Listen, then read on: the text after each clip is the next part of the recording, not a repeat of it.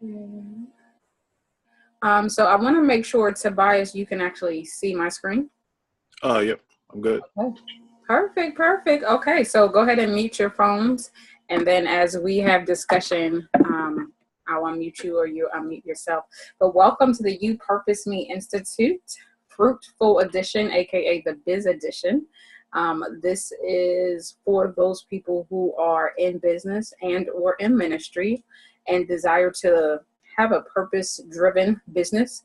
That's not to say that you won't make money in business, but the horse that will be leading your business will be that of purpose. And so we are a few months into the You Purpose Me. I am Kadesha Carroll, your facilitator, host, teacher. And if you are listening live or listening to the replay, I hope that something that is said will bless you and bless your business and ultimately bless your family. So we're going to go ahead and get started. Few housekeeping items just already mentioned. Just make sure you keep your phone on mute unless you're talking. If you are on social media, definitely do some hashtags for me. You Purpose Me 2017, Live on Purpose. And then the Q&A, I like to keep it very informal so we can definitely discuss throughout. Don't feel like you have to wait till the end. As I am talking now, actually think about any business related questions that you may have, particularly as it relates to revenue. But if there's any other business questions, write them down, jot them down. And I encourage you to write them as they come to your mind because you may forget. And so it's important to me that you get your questions answered. I want this to be definitely a good investment of your time, but also your money. So make sure you are writing your questions down. There's actually a chat on here somewhere, and so if you don't feel comfortable, you can share that way as well. Few save the dates. Actually, before I go to the save the dates, I did send this out via email, April, so you should be able to see it via email if you want to follow along that way, since I don't see you following via computer. But here's a few save the dates. Our next faith program will be July 6th. That is a Thursday. The next You Purpose Me Business Edition will be July 18th. That is a Tuesday. And then, of course, the September 22nd through the 24th, the third annual Live on Purpose conference. I want to just pause for a minute to talk about the conference. It is pretty unique this year in terms of us going to a different location. And so I'm pretty excited that the Holy Spirit had placed that on my heart. Please believe that that is not something that I would come up with on my own. And so Williamsburg is actually a very nice location to vacation. So even if you weren't going to get some insight and information for your personal and professional life, you can definitely go to enjoy a vacation. So I do want to encourage you to attend if you have not already purchased your ticket. And I also want to make mention of the PayPal financing. I know we have about 3 months, maybe a little less than 3 months into the actual conference. And so that may be hard for someone to pay for it even in a payment plan. So Tobias had reminded me that PayPal actually offers financing. And so they allow you to pay upfront. They basically they give you more time to pay. So they give you 6 months, and I believe it's no finances, no interest charges for the 6 months, and then after that they would accrue some fees. Please know you need to use it responsibly, and it is credit based off your credit, so that is an option. So if you know someone that needs to be there, then I definitely want you to consider that as an option. The other thing that I forgot to mention is July. I postponed it a bit. We were going to start in June, but we're going to be starting in July for the one-on-one coaching. So the one-on-one coaching will be pretty much anything that you need to discuss as it relates to business and or purpose in life. There are certain topics that I won't touch on. I'm trying to think of one now, but like maybe areas of you losing a loved one or something like that. I don't want to claim to be an expert in everything. I do believe God has given me very unique experiences, some of which I forget to talk about. But if it is in my wheelhouse, we will discuss it. So I just want the whole point. I want you to understand that the one-on-one coaching is not limited to just faith or business. It actually will encompass both. So that will be we'll be starting that in July, top of July. And without any further ado, let's get it going. All right, so I wanted to bring back up Jeremiah 29:11. I used this a few weeks ago when we did the Faith Edition, and I believe it's a great reminder that God is for you. I was actually writing in my devotional journal earlier this week. I wish I had it so I can show you. I don't think it's in this room, but I wrote God is for me, and actually, no, I think I wrote God wants me to win. And so I think we need that reminder often, because life happens, and in the midst of trials and tribulations, sometimes we forget that God is for us, even in the midst of adversity. And so I love Jeremiah 29:11, because it just tells us that God has the plan for us. And so whenever we do come into bumps in the roads, whether it be our personal life or professional life, in business and ministry and family relationships, God still has a plan for it all. And so it's one of those things that has kept me sane, literally, because if you really think about all the things that has happened to you in your life, it's very easy to get discouraged, very easy to get depressed. And then you want to add on a business component to that. And so I wanted to just highlight this again to remind you that He is for you. He wants you to prosper. He wants you to be successful. Anything that God creates, He creates with the end in mind, and the end is victory. And that's our business, and that's our ministry included, and that's us all in one.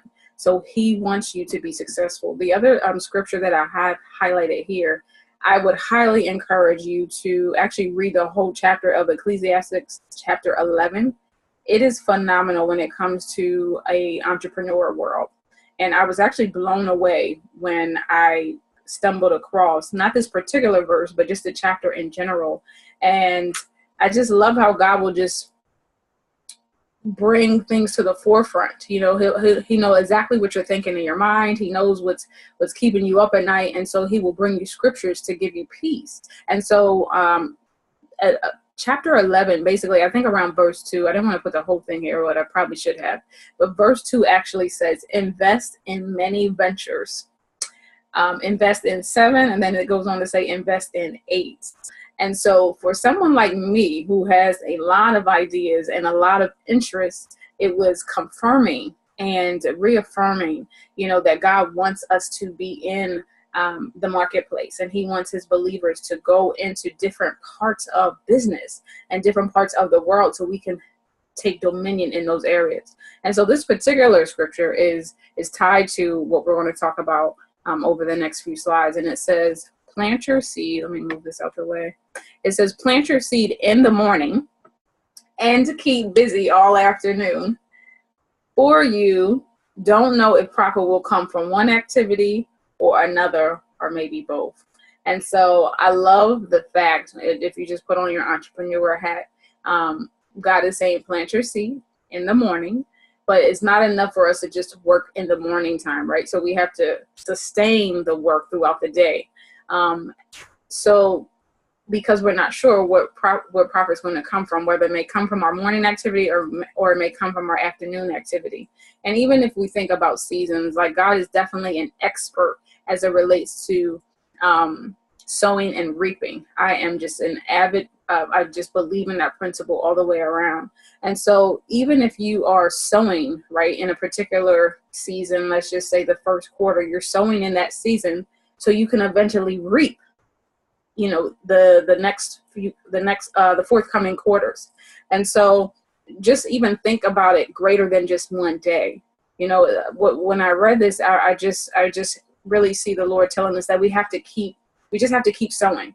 And you have to keep sowing in different areas, because eventually you will reap a harvest. And a great example of this is my wedding and event planning business. It was one of those things, I was actually thinking about it before I came on. It's almost like it was my first baby. And so, I know, April, you have children, and so you can relate. Your first child, your firstborn is just something special about your firstborn. And so that's how I felt and feel about Charisma Events and Consulting. That was the first business that God gave me. And so I put a lot of time, a lot of effort, a lot of money into that business. And it really sucked me dry. But I was going after what I believe that God placed on my heart. And so that was in 2010 is when that business started. And so now 7 years later, I don't have to work at it as hard because I thank God that it's still reaping some of the seeds that I've already planted. And so now that frees me up where I can start to work on other businesses and other endeavors that I'm interested in. So now I'm in the sowing process in those arenas where I'm reaping in one, but I'm sowing in another so I can reap in this second business years to come.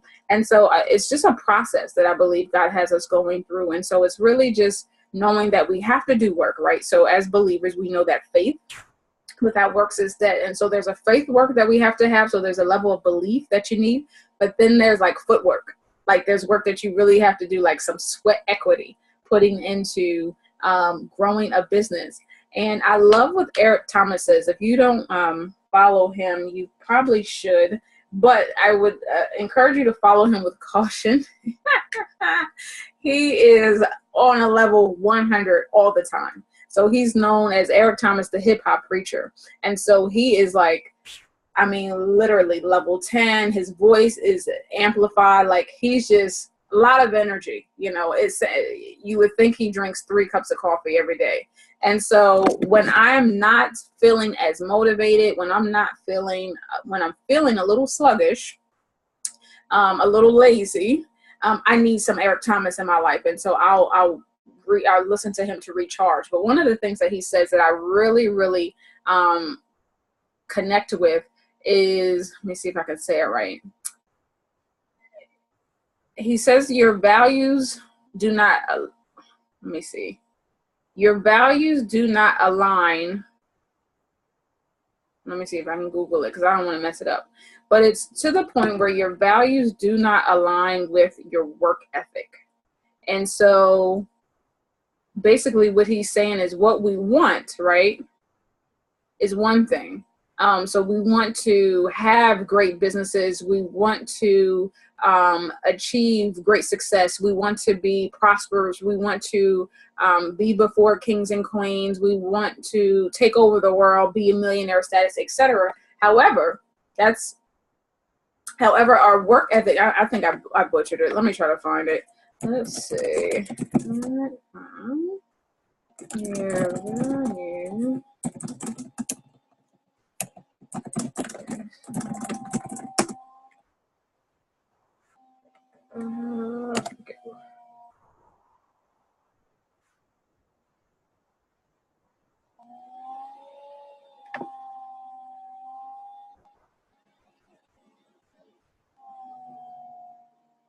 It's going to come to me later, but basically what we want is one thing versus what our values actually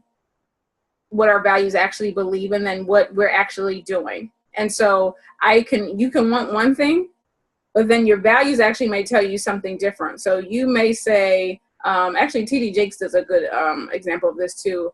He was saying how some people are either first generational college students or first generational entrepreneurs. And so your values, you may not value entrepreneurship as much as the next entrepreneur because you don't come from a family of entrepreneurs. And so it's like it's all this stuff competing. So it's the thing that you want, the thing that your values say, but then your work ethic. And so the point that I really want to make and hone in on is that our work ethic must align with the things that we want.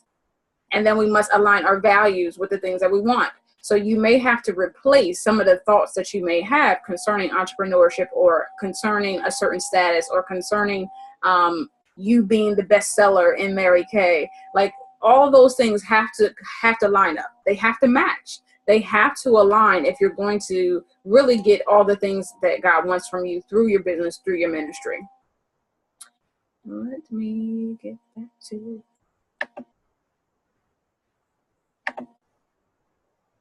But again, I would highly, highly, highly, highly, highly encourage you reading Ecclesiastes chapter 11 in its entirety.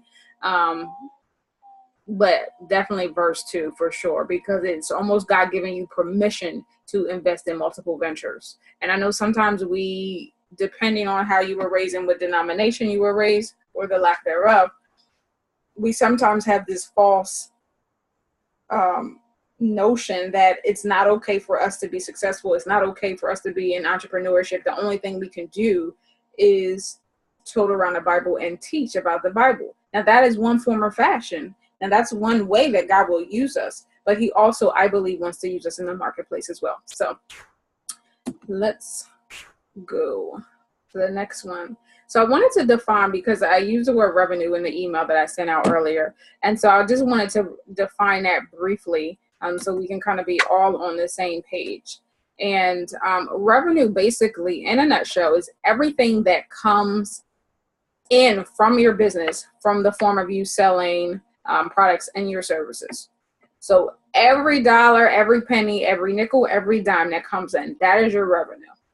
And so what we have here is this is just a sample, right? A sample net income statement. And so you'll see, again, total revenue is at the top. So before any cost is taken out, any type of expenses, revenue is what's going to lead this thing. And so then you have a cost of, so we'll start with just a 10,000 revenue. Cost of goods sold, COGS, is 2,000. Cost of goods sold is basically anything that, anything in you selling your product and services. So let's use Starbucks as an example. Starbucks, if Starbucks is open today, right? They're open from probably 6 in the morning to 11 at night. Assuming that somebody walked through the door, they had to, and they sold a cup of coffee. The cost of goods sold for that would be the cup, the water, or the milk that they use for the coffee bean, etc. That's cost of goods sold. Anytime you sell a product or service, any cost associated with that. So then that drops you down to the gross profit. And then operating expenses are things that you would have regardless on whether or not they sold anything. So going back to that same Starbucks example, if nobody walked into Starbucks today, they were still open. So they still have to pay rent. They still have to pay the light bill. They still have to pay the employees that was working today. So those are operating expenses. From that, earnings before interest and taxes, that's pretty self-explanatory. Interest, taxes, net income. So when we talk today, I'm really just focusing on here what's highlighted in the red, revenue. Because if you bring in more revenue, that's ultimately going to give you a greater net income. Now, obviously, we want to have a net income, so that means we have to reduce some of these costs in between. But for today, we're not going to really talk about reducing costs. We're really just going to talk about bringing in that extra revenue at the top, so you can ultimately have a bigger net income. Does that make sense?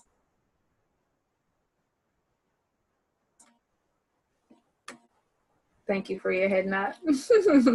Yes, it makes sense.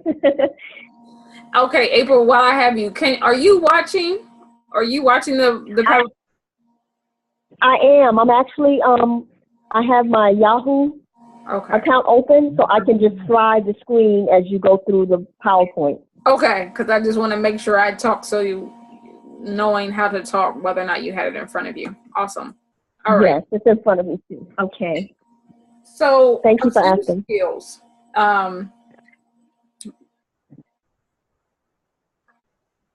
I love when you're interviewing, they sometimes ask you what type of skills you have. And I believe soft skills are just as valuable as hard skills or more technical skills. And so I want to go through some of the softer skills first as it relates to increasing your revenue. And then we'll talk about some practical things that you can do. From a soft skill standpoint, it's super duper important to ensure that you have a high confidence level when it comes to selling what you're selling. And so even if you're in ministry, right, think about a pastor or a priest or a bishop. If they are before a congregation and they don't have high confidence, they're not going to be selling too much of anything to anybody. And so when you think about it from a ministerial standpoint, you still are selling something. You're selling Jesus, you're selling hope, you're selling faith, you're selling inspiration. And so it's important for you to have, hopefully be on the higher side of this confidence level than the lower side. So what you're communicating can come across as if, be very passionate in what you're selling so somebody can want to purchase it. And so it's important to check that confidence level every now and again, because the enemy will try to come in and defeat you in your mind and defeat you in your confidence. And so one of the questions I have here is, do you see yourself as selling, or do you see yourself as meeting a need? And so I firmly believe that competence is excellent, right? You need competence in what you're doing. You need to be very aware of, if you have products, you need to be very familiar with the products. Competence is key. However, I believe confidence and competence paired together, like you're untouchable. And so think about the last time you purchased a car, if you went to like the car lot. The guy who was selling you the car, he knew the cars, but more than likely he was very confident as well. And so me personally, I love dealing with people who are confident because it just makes me feel at ease. And so what confidence does, it helps the person believe in you, and people like doing business that they like. They like doing business with people that they like. And so they may even forget about the product. Your product may not even be the best product on the market, but because you have confidence in yourself and confidence in your product, they're more than likely to purchase from you. And so think about it in this way. Do you see yourself as selling, or do you see yourself as meeting the need? And so that goes, that ties into confidence, because if you know that what you have is what people need, then it takes the pressure off of you, because all you're trying to do is connect them. All you're trying to do is supply a need, right? So don't even think about it from a hard selling standpoint. Oh my goodness, I have to sell this product, or I have to sell them this course. No, all you're trying to do is meet a need.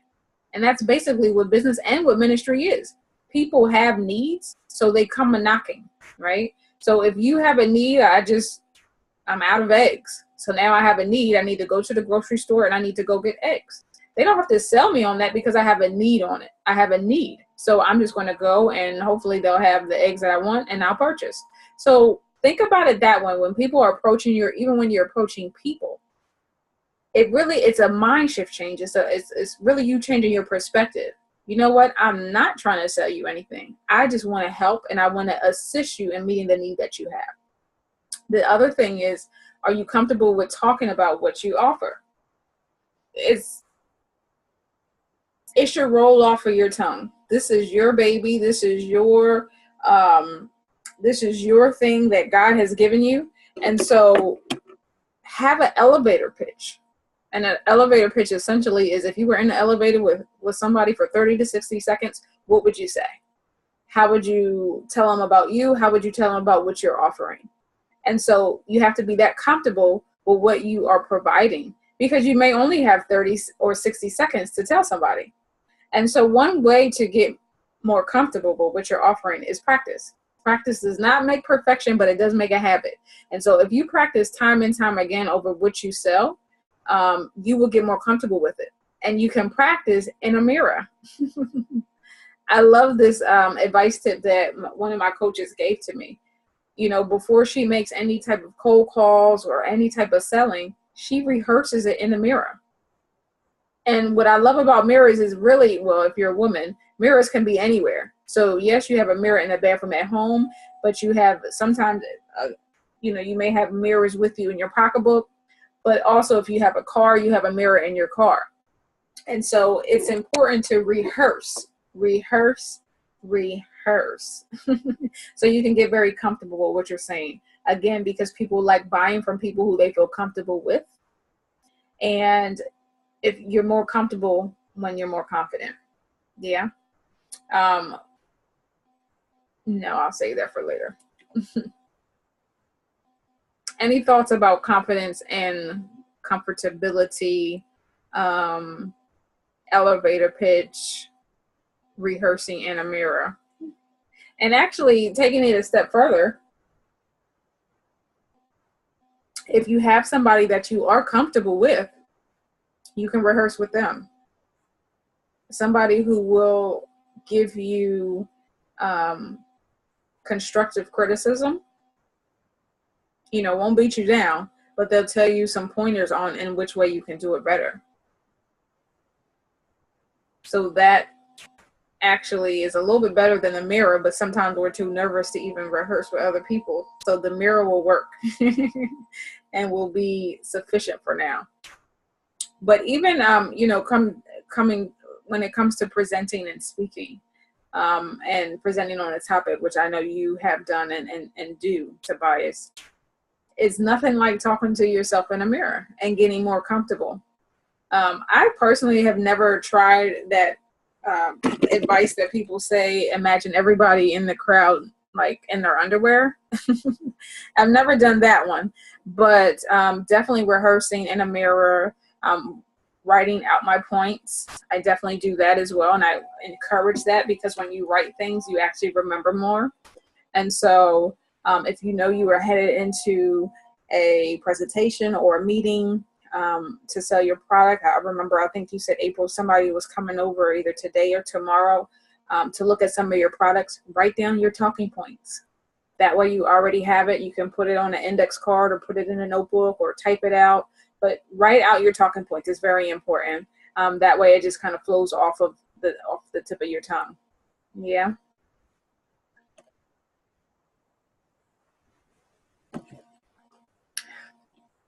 That's a good idea. Thank you. I wrote that down to write down my talking points. You're welcome. How did it go? Were they coming today to look at your products? They actually did come, and she brought her daughter. She purchased 2 lip glosses, and she's going to schedule a skincare pampering party for her daughter and herself and some of her daughter's friends. Good. So I'm excited about that. Good. That's awesome, actually. And I sold another product today as well. So, and since yesterday, I sold about 3 products. Okay, and from 3 different people, I mean. Mm-hmm. And make sure you're writing down, well, I think you guys have to write it down if I'm not mistaken, but make sure you're writing down how much revenue that's actually bringing in. Okay, I haven't been doing that, so that's something I need to start doing, which is tracking. Right. So, okay, how much revenue I'm bringing in. I guess that will also help with when I have these goals that I set. I can actually see it, I guess, once I start tracking it, how close I am to whatever the goal is. Absolutely. And I think we're going to talk about it a little bit in a few slides, but that will also help you when you're in a bind to know which products you should be selling more of. So if something has a higher price point, you may want to lead with trying to sell that product first than something else that may not have a higher price point. Okay. Okay, that's a good idea. Thank you. All right. So that was revenue skill number 1. Just a soft skill of just being very confident and being very comfortable with the items and the products or services you're selling. The second part is clarity, clarity, clarity. Being very clear and succinct. We're just living in a time now where people just don't have a lot of time. And so they're not going to have time to figure out it, to try to figure out what it is you're selling. So you want to just be very clear with that. And so, really think about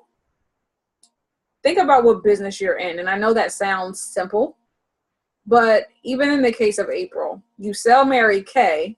So you're in the Mary Kay, you're in the cosmetic industry. However, when you go a little bit deeper to see, okay, well, what business am I really in? You're selling things to women primarily because they want to look good. They want to feel confident.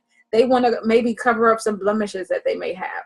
And so you want to think a little bit deeper than just the product. But what am I really doing? In a way, April, you're almost selling confidence, right? Because I believe makeup helps women be more confident. And it's not that we're trying to hide anything per se, but it makes us feel good. It makes us feel like we can conquer the world. It's just something about having your hair and your makeup done that just does something to a woman. And I'm probably sure it's similar for a guy when he gets a haircut or has a new outfit on. And so really you want to think about, okay, well, what business am I really in? yes, I'm, teaching people how they can study the Bible, but what am I really doing? What type of, environment am I creating? The CEO of Starbucks, when he opened up Starbucks, it wasn't just, he didn't go into just the coffee business, right? He saw how people were meeting before work and after work and having these conversations and dialogues, and businesses were being birthed. And so really for him, he was creating a experience. And so honestly, I don't drink coffee. So I don't, if it wasn't for the Wi-Fi and the tables and all that, I wouldn't go to Starbucks. And they actually have pretty good oatmeal, so maybe I would. But I'm going there because of the experience. I'm going there because honestly, I could probably meet some people that I could do business with, because I know there's other business professionals there. I'm going there because it's an opportunity for me to get out of my home office. And maybe I don't want to invest in a full-fledged, office where I have to pay rent, but I can go to Starbucks. So it's like my in-between. And so, yes, they sell coffee every day, all day, but they also sell an experience to those who are professionals and entrepreneurs. And so when I ask you, what business are you in? Think about, what really are you selling?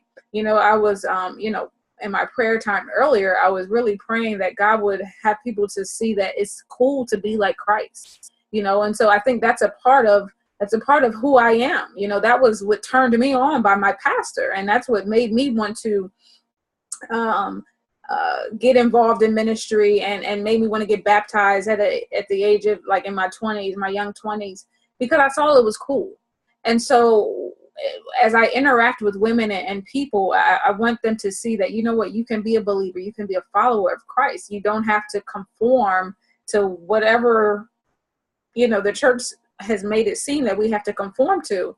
I was walking at graduation maybe a few weeks ago, my nephew's graduation, and I noticed a lady walking by herself, and all my family, we were together, but we were kind of like staggered. So like one person was in front, I'm in the middle, my mom and somebody else was in the back. So anyway, I ended up walking alongside this lady, but I noticed that she had a collar. And so I said something to her, and then she explained to me that she had preached earlier. And so it was actually pretty cool, for me to notice that she was a woman of the cloth, if you will.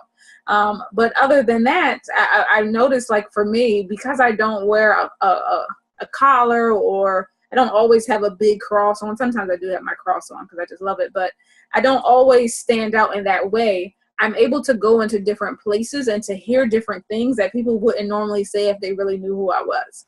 And so, again, I want people to be comfortable and open up, and not that they can say and do anything, but knowing that, what, she looks like me, she dresses like me to a certain degree, she's cute. I just want them to know that it's cool, like that. So that's a part of, when it comes to my Live on Purpose, that is a part of what I'm selling. I'm trying to sell an experience that it is cool to be Christian. Like, it is cool to be like Christ. It is cool to want to, like, live intentionally. Like, it's cool. So think about the business that you're in and what you're selling, like the second layer of what you're selling. And then, kind of similar to the last slide, is describe your sentence, or describe your business in one sentence. I know sometimes, particularly talkers, we can be long-winded. And so again, people like simple, they like concise, they want to know quickly. And then that way, if you can describe your business in one sentence, that will help you when it comes to marketing your business. And that will help you in terms of the flyer and the promotion materials that you use, your emails, right? Because again, people just don't have time, or they're not making the time to read everything that we have to say. So I would definitely recommend practicing, rehearsing or describing your business in one sentence. And that would be actually a good exercise you can do in the mirror.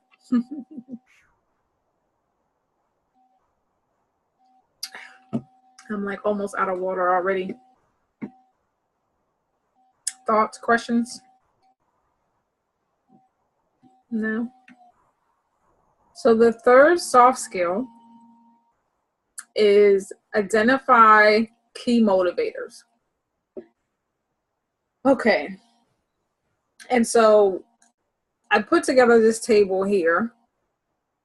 And actually I'm using me as an example on this one. And so some of my motivators, and when I say you're motivators for being in business and or in ministry. And so one of my motivators for being in entrepreneurship is my financial obligations. So as much as I want to change the world and leave an impact, I have bills, and so do you. And so we want to make sure that our needs are met, right? So that's one of my motivators. So that will motivate me to get up. That will motivate me not to lay around all day, because I know I have financial obligations. The other thing about being in business for me is that I love the autonomy. I love my schedule being flexible. I love the fact that I can create, right? And I don't have to have anybody else tell me how to create or when to create. I don't have a schedule. I have learned some people can work for other people can't. And I'm more along the lines of other people can't. I just don't, I love people. Like, I love working alongside people, but I can't really see me working any type of full-time job anytime soon. So that's one of my motivators. Another motivator for me is to leave a legacy. I really want my children and my children's children and my children's children's children to have something that they can hold on to, right? I think we don't see that enough in the African American community. And I'm so passionate about making sure that I can leave something when I'm gone. And so something that they can pick up and run, right? And so that's my motivators. Now I have to remember when I'm dealing with clients and customers that their motivators are slightly different. And so the example that I gave here is from my wedding and event planning business. When I'm dealing with brides, particularly, I don't really deal with too many grooms. I may have had one groom reach out, but most of the time it's the bride or the bride's mom or bride's sister. So when I'm dealing with these women, their key motivators, they want to get married without a hitch. That is their biggest thing. They want to get married without a hitch. They don't want to have any stress, and they feel comfortable having someone plan their wedding that has some experience. So clearly you can see that our motivators are a little bit different. And so I wanted to highlight this so you know that the thing that motivates you, although they may be good and they may be great, it may not be what's motivating the people that you're working with. And so it's important to understand what motivates them, so that way you can use that type of language when you're talking to them. And so on your website, in your emails, on your flyers, your conversation, your marketing lingo will be geared toward them, right? So it's, it sounds funny, but I think it fits the example here. I won't have a flyer that says, "Oh, Kadesha wants to pay her bills." Like, that won't be on my flyer, because that's one of the things that motivates me. So one of the things that would be on a flyer if I was doing a wedding flyer, or, book your wedding planner or whatever, it would be get married without a hitch, or something to that effect. If you want to save time, save stress, those are some of the keywords that I've used in the past. So it's important to understand what your consumer, what they're looking for and what they're thinking in their mind, what really is motivating them. And so again, those key phrases you will have in your sales conversations, you will have in your presentations, you will have on your social media ads, you will have in your emails, and definitely you will have on your website. So again, think about, identify your key motivators. That's important to know, because that's what's going to keep you going. You need to know what's going to keep you going when all else fails, when no one else is calling, when people are saying no. What is going to keep you going? So that's what your motivators are for. But your client motivators are that's really going to attract your business, hence it being in green. How do you determine what your consumers or your clients' motivators are? So that's a great question.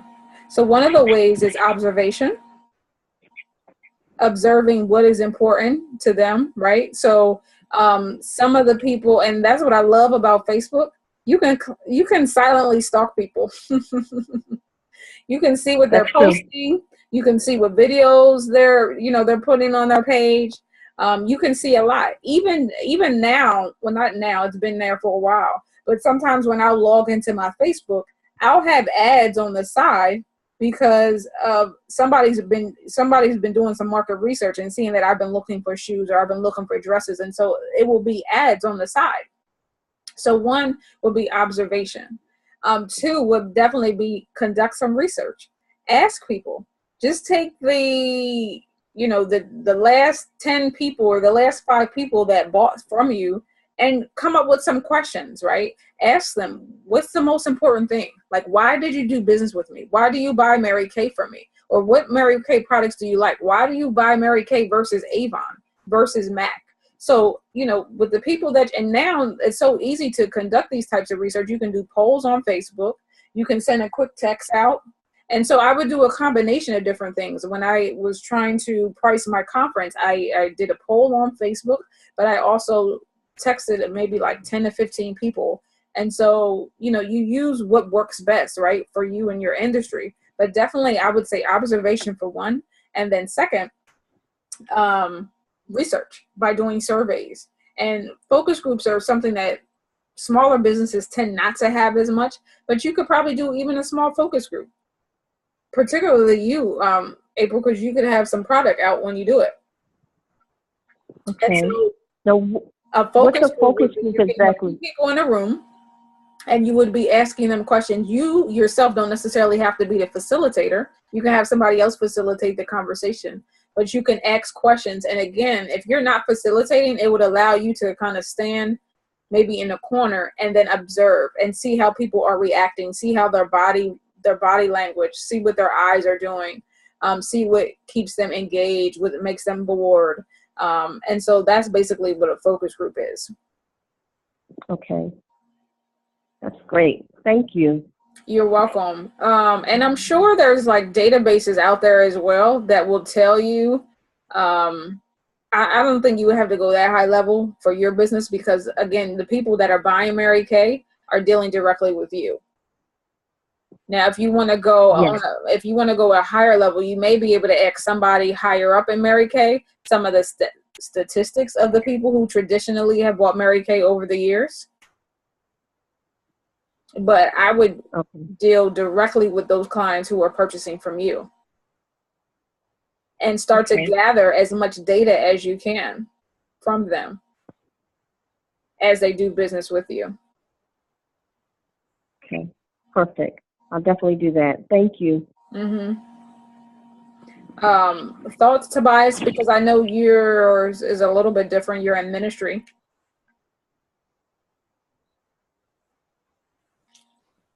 No. It's I think it's all good material. It's just reminding me of what I have to do next. So I'm in a creative phase, and so this reminds me of how of what I need to do. So yeah, this is good stuff. And I don't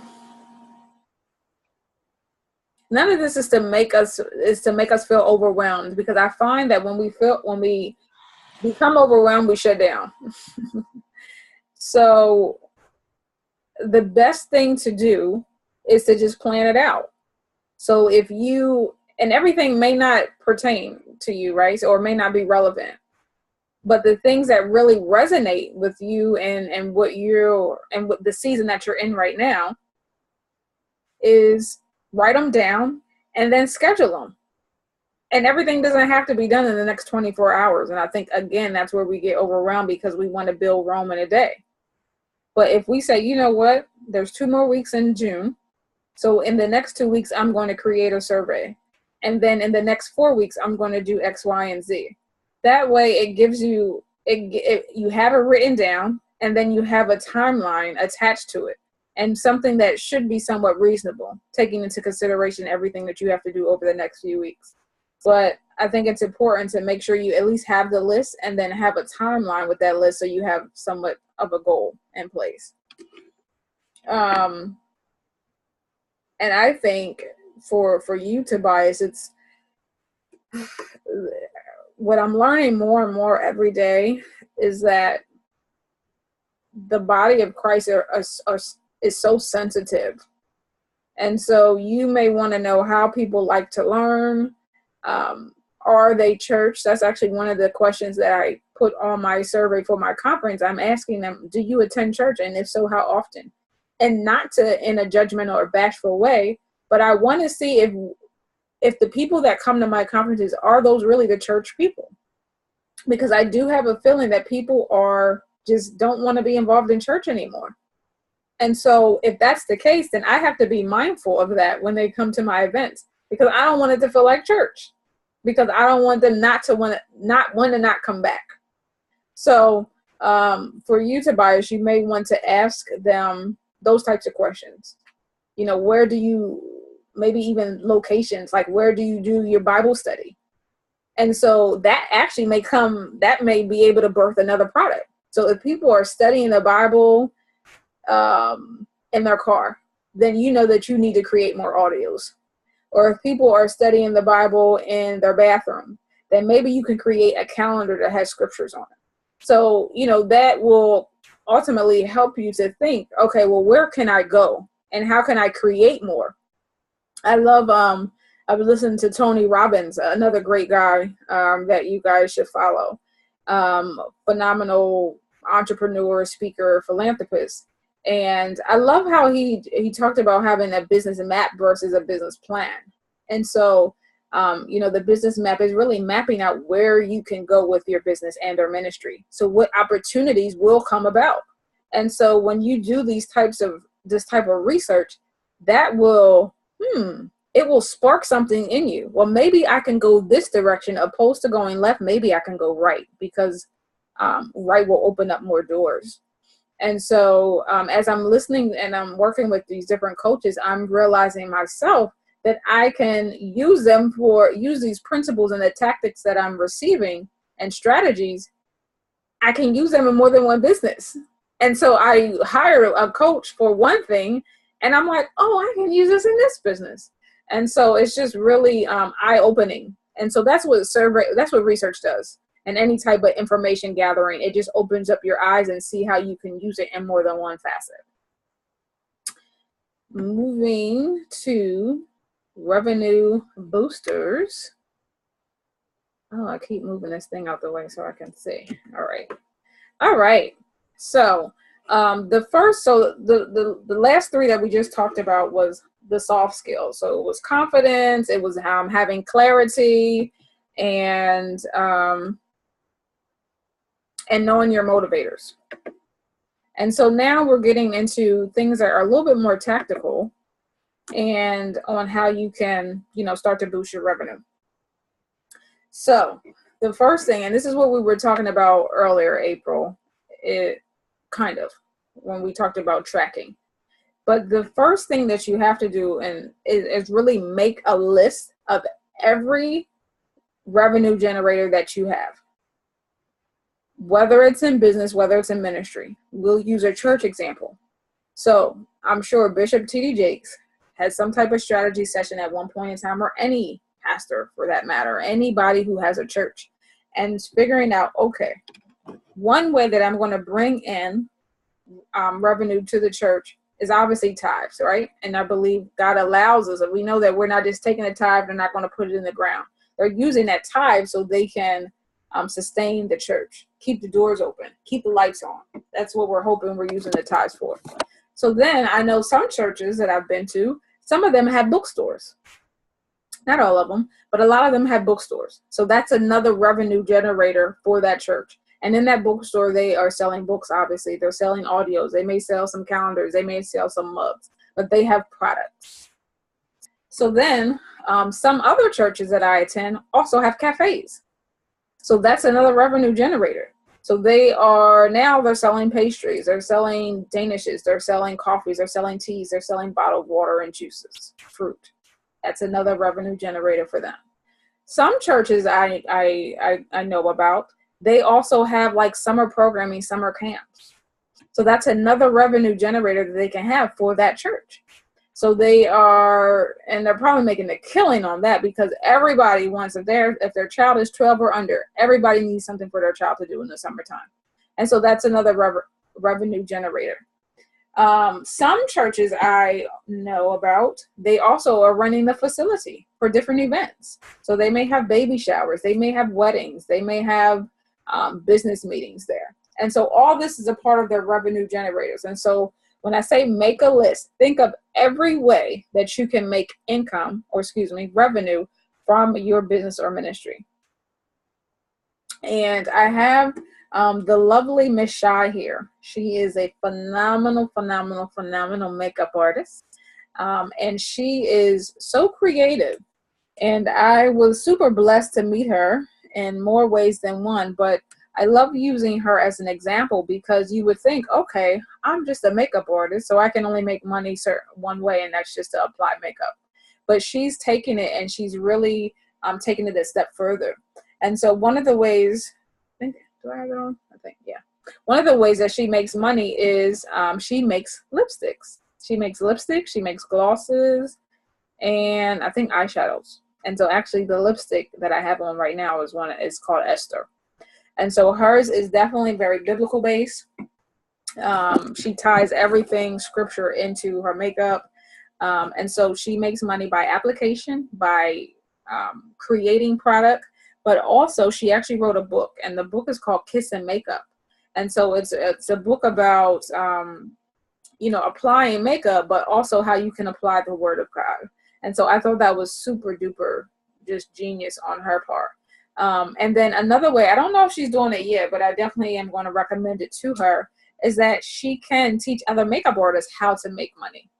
And so that's some of her revenue generators. And I don't even have her whole product line list because I actually need to purchase some more product from her. But she has a ton of product.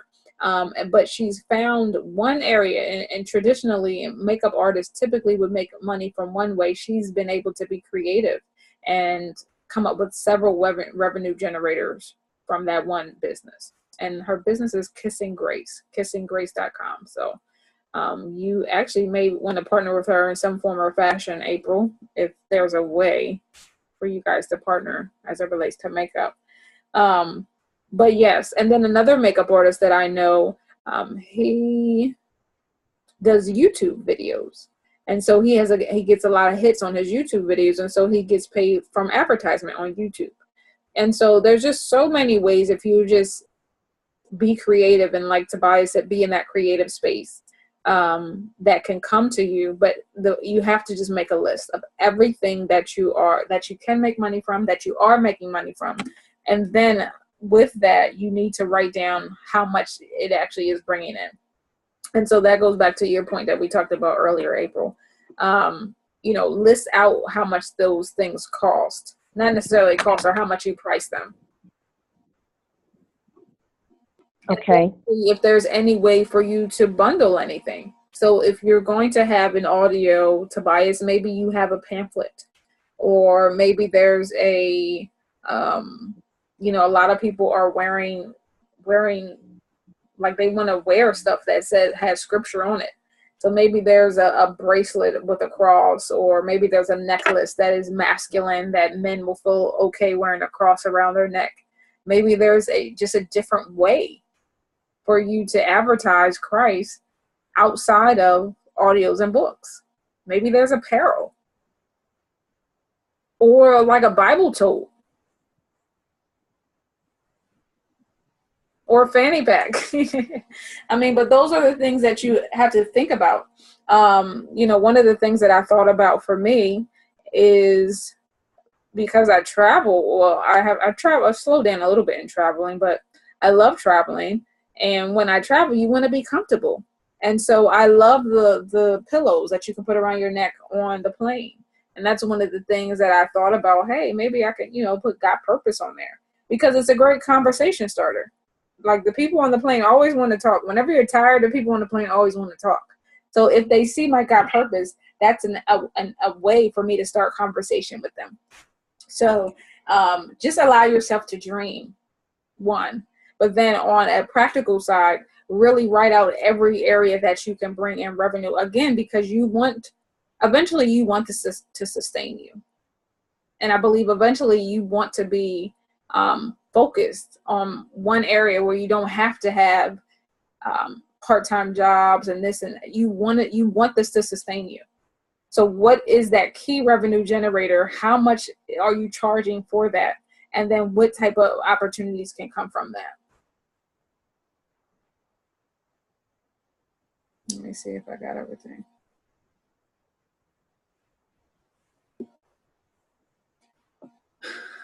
In terms of making a list,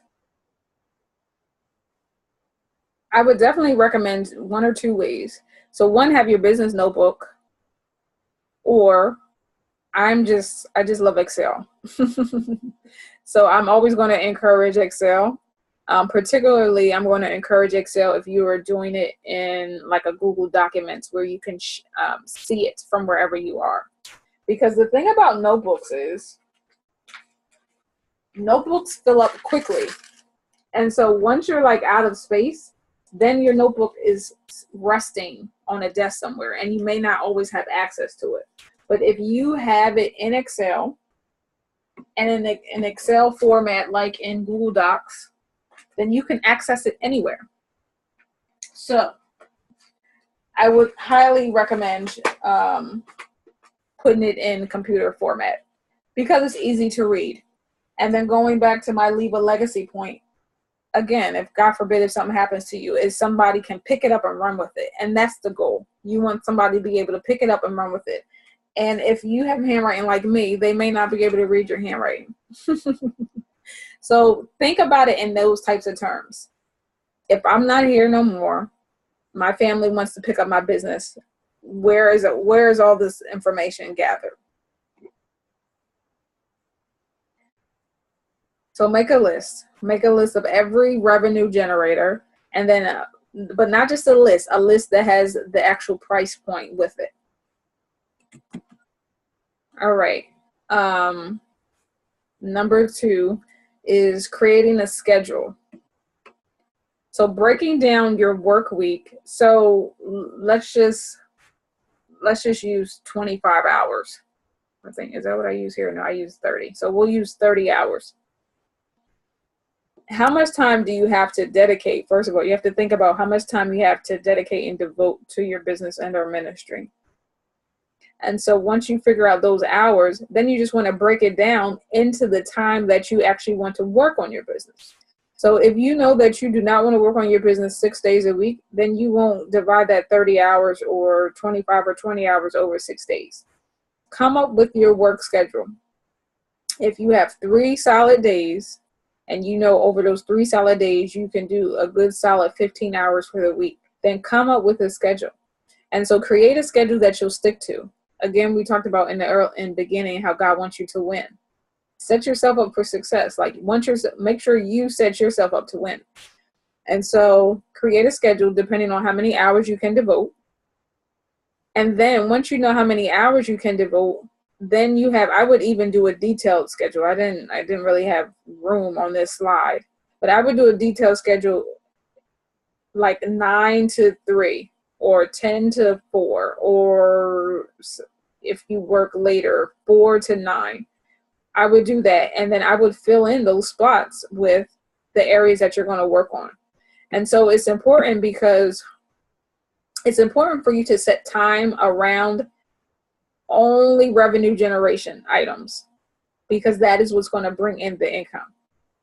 Now, if you're working with clients, there's customer relations, there's marketing, there's a lot of things that you have to do within your business. But it's important to make sure that you have just a solid time or even a solid day that you focus straight on revenue generation. And like for me, I've dedicated, if not more, at least Friday. So Friday is what I consider my cash flow day. So on Fridays, I'm like the bill collector. I'm trying to call and see who I can collect money from so I can make sure I have revenue in my business. Now, that's not to say that I won't do it throughout Monday through Thursday, but at least Friday, I know that, you know what, I'm going to reach out to some people that I may have not talked to in a while, or some people who showed interest, or some people I need to contact, or maybe even some prospects and things of that nature.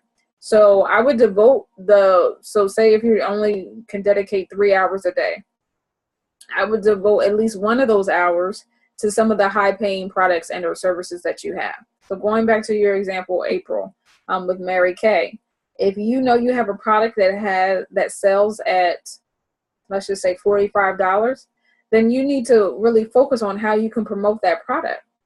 And you need to spend a good solid hour on trying to promote it, whether it's social media or calling or in some of the things we'll talk about in the next slide. But spend time on the high paying product or the most popular. So the most popular may only be $10, but you may sell that 3 times more than you sell the first product. So again, it takes knowing your products and knowing what sells and knowing the price point at which it sells. Okay. Thank you. You're welcome. Let me see. Oh, one other point that I want to make on this as well is that certain times of the week or even certain times of the year, some products or services may sell a little bit more. And so you want to take that into consideration when creating a schedule. So for instance, in Tobias's example, Mondays tend to be one of those days that people are more likely, they're depressed. They are, if they're going to commit suicide, normally Monday is that day, based off of statistics. And so that may be a day of encouragement. That may be a day that, and that's actually, I'm thinking that's one of the reasons that the Holy Spirit downloaded my little Monday inspirational message, because a lot of people are just feeling down. You just come off a high weekend, a great fun weekend, and now you have to go to work, and more than likely, most people don't like where they're going to work, unfortunately. And so maybe using Mondays as a day to uplift and encourage people. Certain businesses, like, the wedding planning businesses, typically summer is has more weddings because it's just great weather. And so knowing that there has to be other things that I'm doing in those non-peak seasons because I know it's a little bit slower. And so taking all that into consideration. For you, April, I don't know if you guys have sunscreen. I'm sure you do. But if you sell sunscreen, obviously you're not going to be selling sunscreen as much in January as you are in the summertime. So taking those things into consideration, knowing that, okay, certain products will have a higher selling season, different months of the year. That you just gave me a good idea also, because I usually send like thank you cards to my customers and clients. Mm-hmm. Maybe I can send it so that it can arrive on a Monday. Mm-hmm. If I use that as an inspirational day. Right. Absolutely. And they'll get it. How I know sometimes you go to the mailbox and it's like, oh my goodness, this card just came just in time. How did that person know that I was actually needing this upliftment? So if I can send it out in time for it to arrive on Monday, you never know, that just might make their day.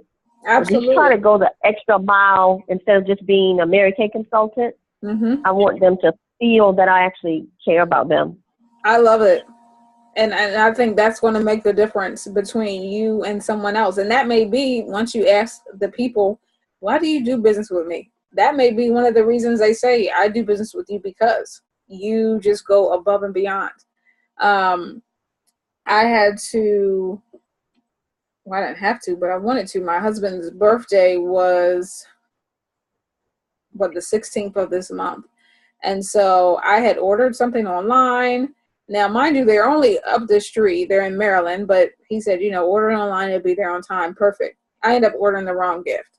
And so I didn't have time to reorder it. So I'm like, well, what do I do? And, I had noticed that my husband, he has this beard now. He's growing his beard out. And so he's been combing his beard and he's leaving hairs in the sink. And some of the combs are like getting it tangled. And so they're called Creative Culture Lifestyle. And so they basically sell beard maintenance kits.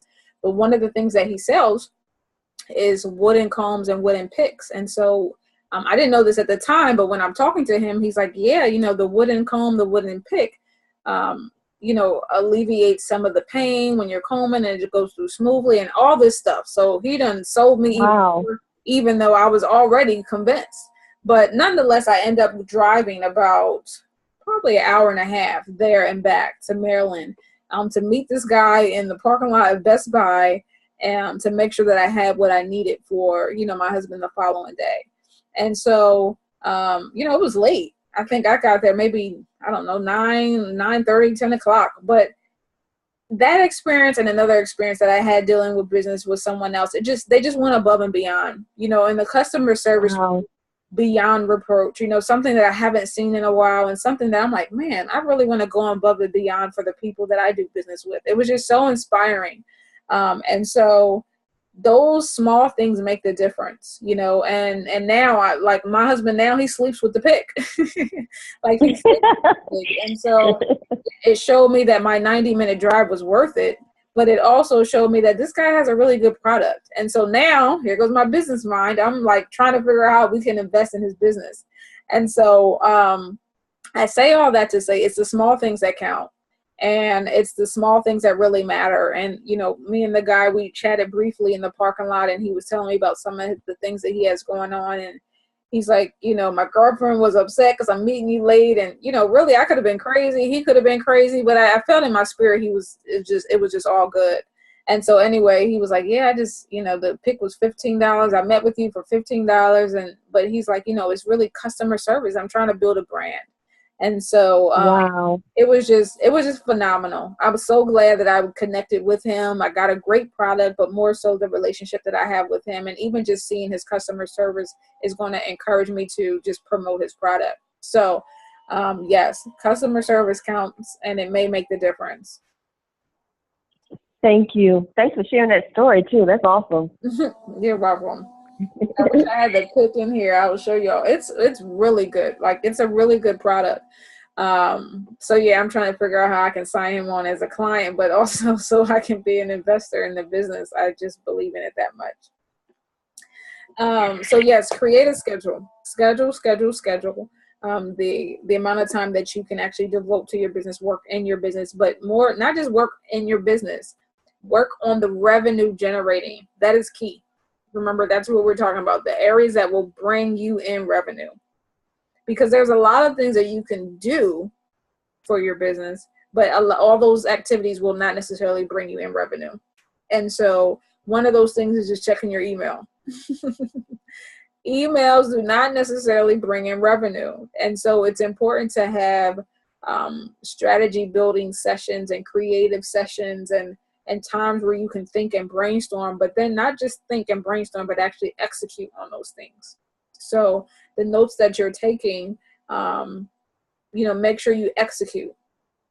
Inspiration without perspiration is nothing. So it's good to be inspired, but you need to actually put, the feet to your inspiration so you can have some perspiration and get some revenue out of it. So the third one, I think the final one, is contact the low-hanging fruit. And so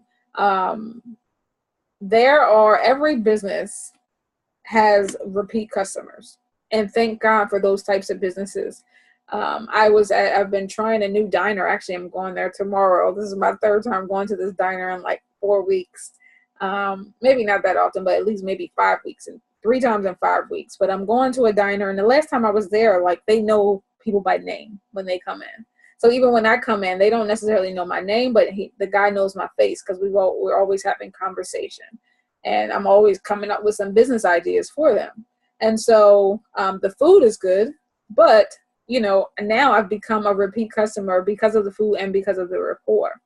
And so businesses need repeat customers. There's always people who are going to support you, always, just whether it's just because of you or just because of what you offer. And so the same thing is for ministry, and there are people who follow pastors because they just love the pastor. So there's going to be people who read your emails, Tobias, because they just love you, And so those are the people that you really want to, when it comes into like a revenue crunch time and you need additional revenue, those are the people you want to contact first. It's always easier to have a repeat customer than to go out and acquire a new customer. It's just easier, and it's more cost effective. It actually costs you more time and money to go get a new client versus using some of the ones that you have already. And so this is where you look back at the last 10 to 15 people who've opened your email, or 10 to 15 people who you sold a product to, and you just contact them. You contact them by phone, you contact them by text, by email, however you know they'll respond. You contact them. And I think I was sharing with you yesterday, April, when we were on the phone, that Friday, I think this past Friday or one of these Fridays, I'm like, okay, it's Friday. I haven't met my revenue goal. I need to figure out how I can get some revenue in. And so, I reached out to somebody who said they was interested in something, and, I contacted her, and she's like, okay, here's my credit card. And so I'm like, oh, okay. I wasn't really expecting that. I was just trying to plant the seed again, but she was ready to move forward with payment. And so, contacting those who have always been in your corner is the quickest way to get revenue. And again, dedicating at least one day or at least one part of your day to these cash flow activities. Like, you just have to have a day where you are absolutely focused on bringing in increase, point blank, period. Let me see if there's anything. Oh, the other thing I wanted to mention, and we kind of alluded to it already, is just making sure you have that customer database with the names, the phone number, email, and home address if they'll give it to you. Some people are funny with their home address, but that way you can stay in contact with them. And you can send postcards at holiday times, and it's just all about staying top of mind.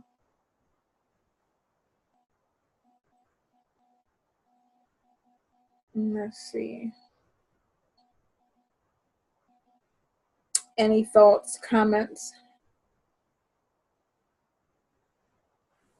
Yes, when you were speaking about leaving a legacy, other than the financial portion of leaving a legacy, what else does a legacy entail? If I phrased it that correctly. I guess I'm asking, what other things can you leave behind that would be considered a legacy? That's a good question. I like that one.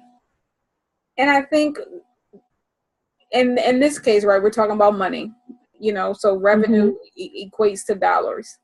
But for me, one of the things that I thought about before, I'm a thinker. That's just who I am. I believe that's how God created me. I think, and sometimes I probably overthink. But I was thinking about my life prior to Christ, and thinking about, let me rephrase this. When I was, in my BC days, before Christ days, I remember having a thought dialogue with myself. And I was thinking about, once I have children, there were certain questions that I could not answer as it relates to spiritual matters. And that bothered me. And I wanted to be able to answer questions that my kids had concerning God, Bible, anything. And so that was one of the things that really helped motivate me and kick me in high gear on getting my life right with the Lord, right? And so to me, leaving a spiritual mantle, a mantle and a spiritual foundation, that is a legacy in itself, because I'm changing the trajectory of my family. Because my family could be on their way to hell, absolutely. But I decided to at least stand in the gap, and to help create a new foundation of spiritual awareness and spiritual awakening. So that's a part of the legacy that I decided that I wanted to leave for my children. And I decided that years ago, before I was, even really walking in my call, and obviously before I even had kids. And so when you think of a legacy, anything, I believe every generation should be better than the one before it. So everyone that comes after should be better than the one before it. And so anything that you want to leave to your kids, whether it's knowledge or wisdom, or the books that you read, you hear so often people talk about great grandmom's recipe. That's still a legacy in some form or fashion, right? Because her food is being carried out, and the love, the soul food is going down through the generations. And so Definitely think about it from a monetary standpoint, but also think about it just from a business savviness standpoint. Okay. I want mommy, or I want my kids to be better than mommy in X, Y, and Z. So let me learn all that I can in terms of business savviness, in terms of using Excel and using different databases. Let me learn that so that way I can pass that on to my children. Um, so does that help? It did. It really did. That was a great answer. Thank you. You're welcome. But yeah, but I just, and I think it goes beyond just our own family. Like I firmly believe that we can change generations and we can change groups of people.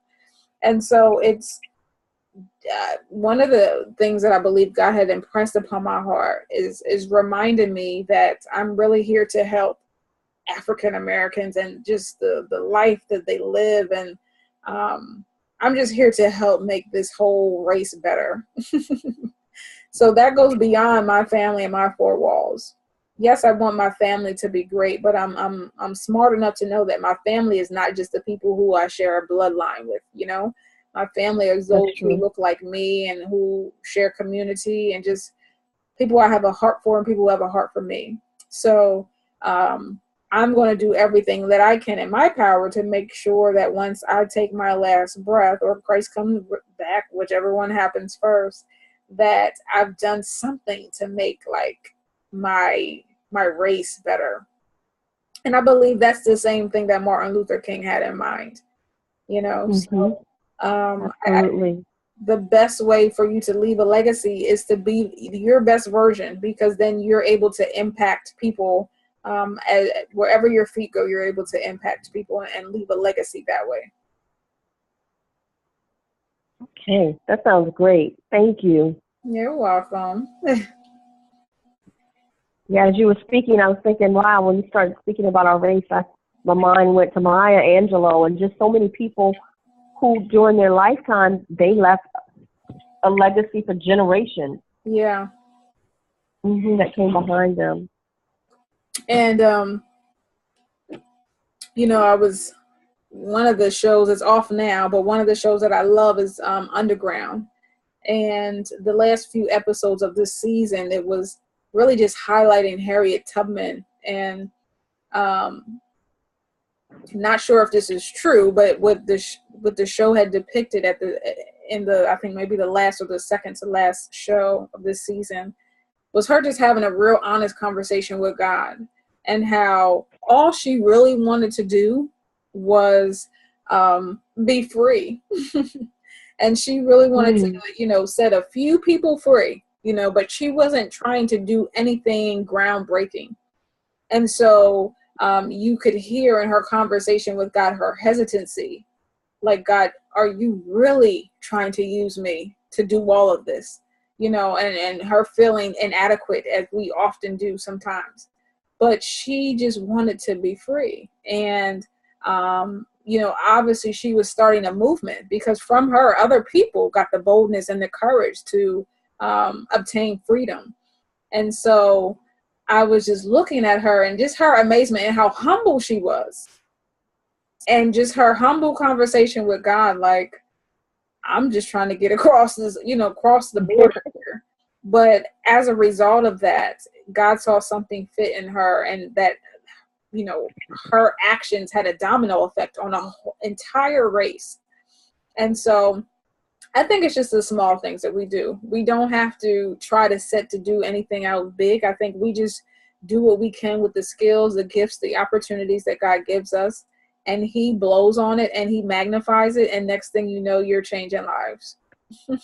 Wow, that's true. Wow, thank you. You're welcome. Tobias, were you going to say anything? I saw you leaning forward. No, I'm just taking it all in. This is all stuff that I need to apply. So I'm really focused. You are you're quiet today, but that's all right. You okay? Oh yeah. Everything's great. Everything's great. Okay. But yeah, I mean, particularly men, you know, I just have a heart. I have a heart for young Black males. And I just try to encourage every older Black male that I can to live their, you know, just be the best version of themselves, so that these young Black boys can just see role models outside of the negative role models that they keep seeing on the news and in the newspaper. So, yeah, I think those people, they're not connected to me. They're not in my family, but they're a part of my legacy. They're a part of my, I don't know, my makeup. So whatever we can do to help the younger generation, I think God is pleased with. All right. Now that we done had our Master Life class, the last revenue booster that I wanted to address is really evaluating. And if I can be frank, that's one of the areas that I need to do better documentation of, is evaluating what worked and what didn't. And then once you do that, you just repeat the process, because there really is no point in recreating the wheel. If something is working, then don't stop doing it. But if something isn't working, then you need to do something different. Or if you want a greater impact or greater revenue to come from one particular product or service, then there's something more you need to do. For an example, my website, my event planning website has been hacked, and it's been hacked for a while, so it's nothing new. It's just I didn't want to invest the dollars into it to get it fixed. But now, you know, I'm realizing I want to do more business in that area. So I'm going to need to clean up my website, and I'm going to need to get it, you know, unhacked, if you will.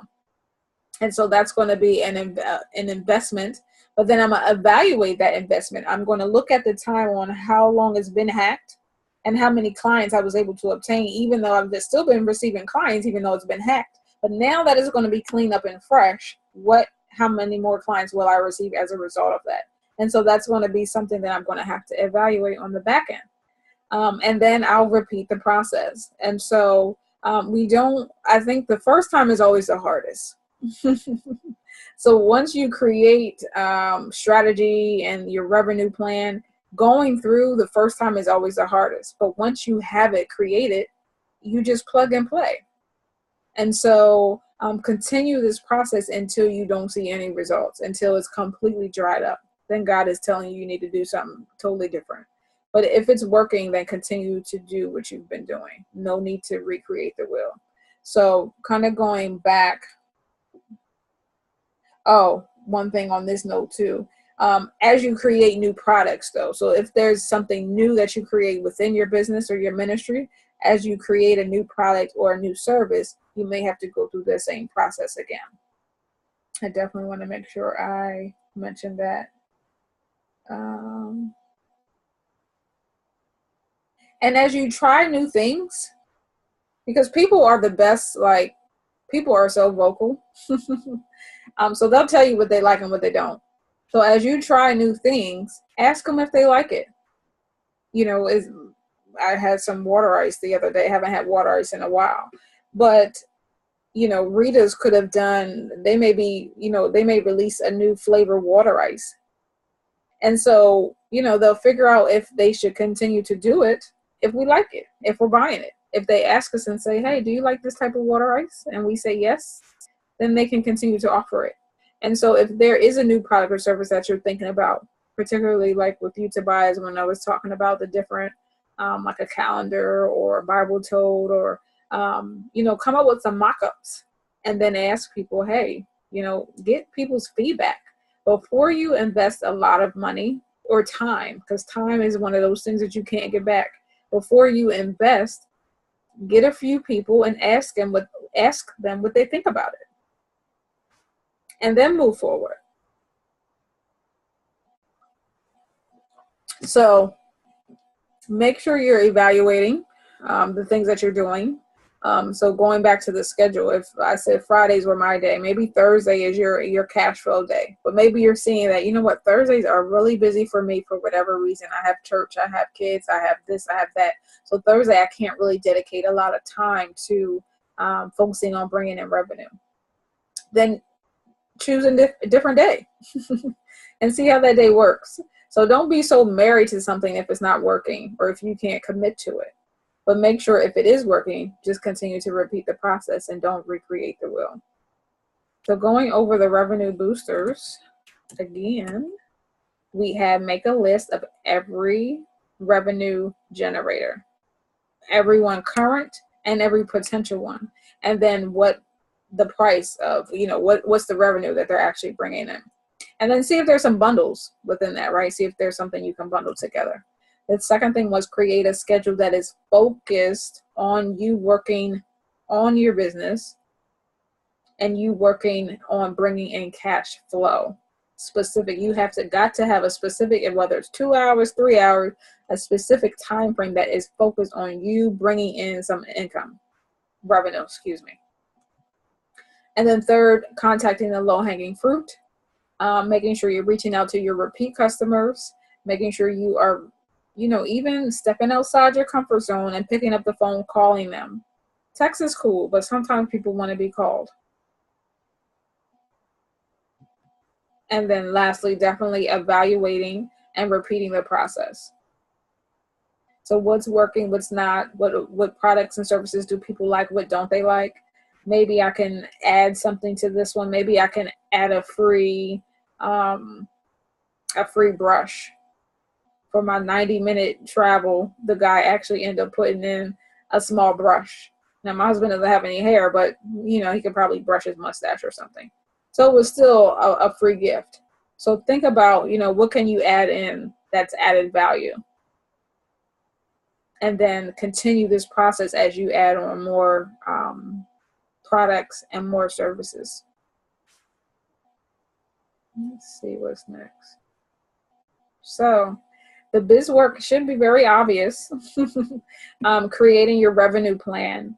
And so just looking at those 4 different areas and answering those questions.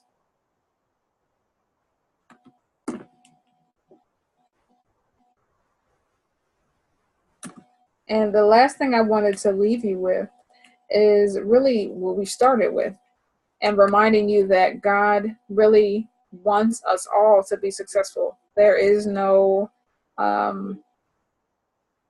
he's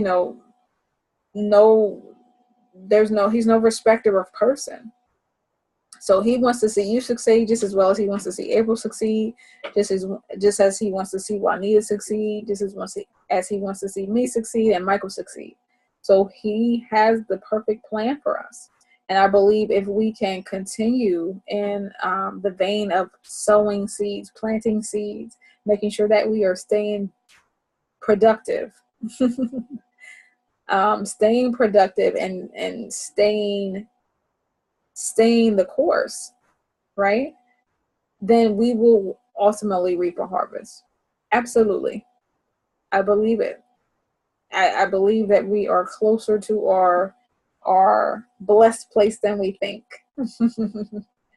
So just know that God's rooting for you. I'm rooting for you. And I'm here to assist in as much as I can and as much as he will allow. But I want to see your businesses and your ministry succeed. I was actually thinking, I forget where I was. I think probably a Liberty University commercial or something, Tobias. But I was thinking about you and how awesome. I just believe your university will be.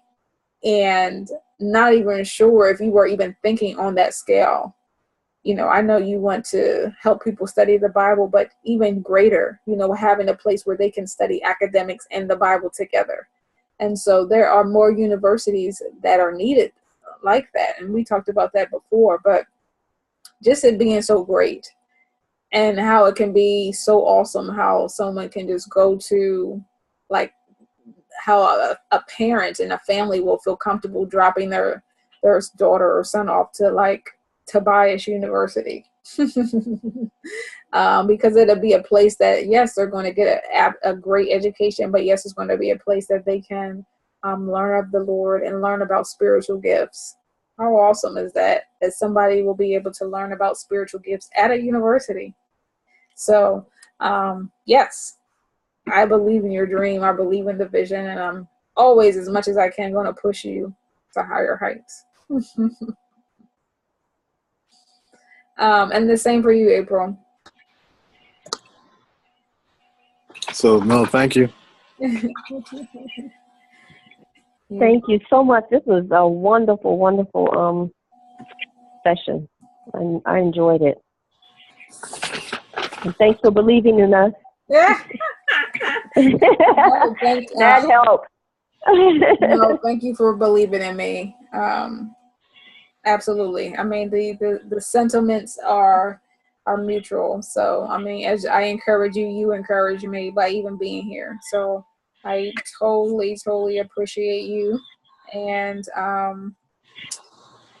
I do want to send out probably some things about Eric Thomas and Tony Robbins. So I'll send that out, and I'll send out the recording once it downloads as well, probably a little bit later tonight. But thank you for being a part of You Purpose Me Institute, the Fruitful Business Edition. And yes, may you guys have a good night. You too, and I'm honored that you sent the invite to me. Thank you. It was good being a part of it tonight. You're welcome. You're welcome.